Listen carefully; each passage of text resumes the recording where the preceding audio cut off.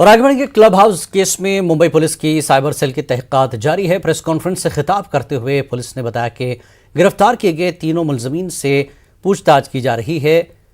यश पराशर को फरीदाबाद, जैशनूक और आकाश को मुख्तलिफ मकामात से गिरफ्तार किया गया है। जब्त किए गए मवाद का तज्जिया किया जा रहा है। मजीद मुलजमीन की शनाख्त की जा रही है। ख्याल रहे कि क्लब हाउस ऐप में खवातीन के हवाले से काबिल एतराज़ ज़बान का इस्तेमाल किया गया था। ऑडियो चैट की ऐप क्लब हाउस पर मुस्लिम लड़कियों के बारे में जिनसी हतक आमेज़ और पुरतशद्दुद नौयत की बातचीत का मामला गुज़श्ता दिनों रोशनी में आया था।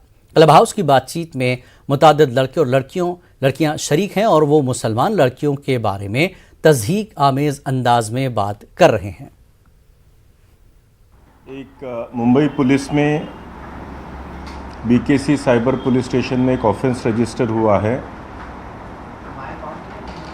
जिसमें क्लब हाउस नाम का एक ऑडियो प्लेटफॉर्म है,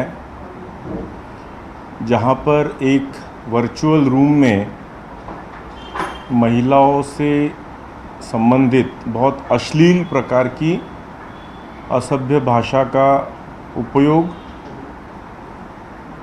और बहुत घृणास्पद ऐसी